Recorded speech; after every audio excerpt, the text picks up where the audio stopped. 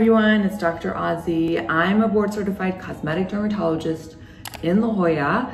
This is my YouTube channel dedicated to bringing you valuable information from a dermatologist perspective. Today, I want to talk about how to apply retinoids because so many people have trouble with their skin after starting a Retin-A, whether it's purging, too much dryness, peeling. But before we get started, don't forget to rate, review, and subscribe. And make sure you have your notifications turned on so that when I submit a new video, you know that it's uploaded. I'm so passionate about the skin and bringing consumers valuable, unbiased information. So let's talk Retin-A. Retin-A is a vitamin A derivative. In my opinion, and probably a lot of my dermatology colleagues, we would say that it's probably the most potent anti-aging product because it not only stimulates collagen, but also helps protect the collagen over time, and it helps with cellular renewal, which means it makes the skin much more effective at maturing through the skin layers and renewing itself, as well as changing the skin so that it doesn't have a tendency to clog. So it's great for acne, it's great for improving skin texture, it's great at removing acne marks and fading redness that you see after acne or brown pigmentation that you see after acne. And it just helps brighten the skin because it's a very powerful exfoliant. So it helps exfoliate the dead layer of skin off. Now, a lot of people say Retin-A thins your skin. That's not true. It actually thickens up the dermis, which is where you want to thicken up the skin.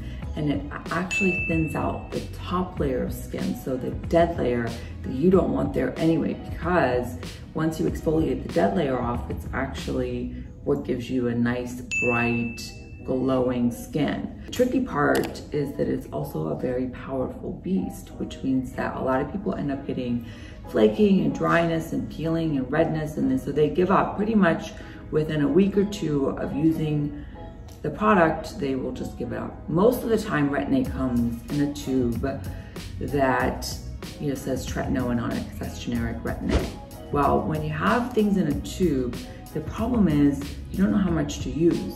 So I like things in a pump. So this is my Retin-A. Now, my Retin-A also has hyaluronic acid and niacinamide that helps with inflammation. The hyaluronic acid makes it more hydrating, and it comes in a measured pump. I like things in a pump because you know how much to use. You're not just squeezing the tube. I tend to recommend breaking up your skincare routine when you're on a Retin-A.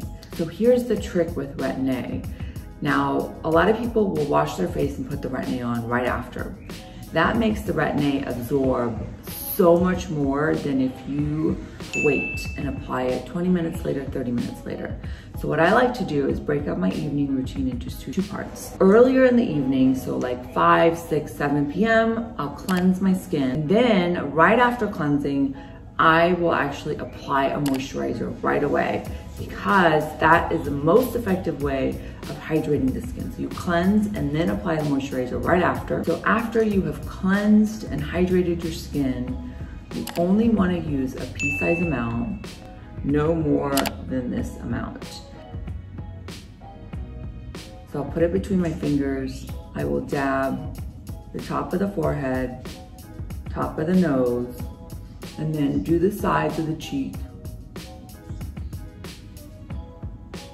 Okay, so that's all you need. You don't need a lot. So top of the nose, sides of the cheek, and then I like to bring it in from the sides in like this. So you want to avoid this area around the nose, this crease around the mouth. That's when people get dry.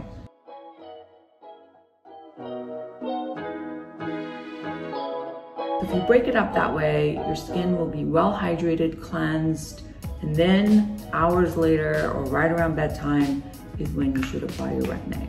If you do get dryness and peeling still, start off every other night and then work your way up to nightly. But remember, the key is using very, very small amounts and waiting some amount of time before you apply it, and make sure that you are moisturizing after cleansing. Thanks for joining, guys. I really hope this was valuable for you. Let me know in the comments what you want to hear next. And don't forget to follow me on TikTok, Instagram at Skin by Dr. Ozzy, and listen to my podcast, More Than a Pretty Face podcast.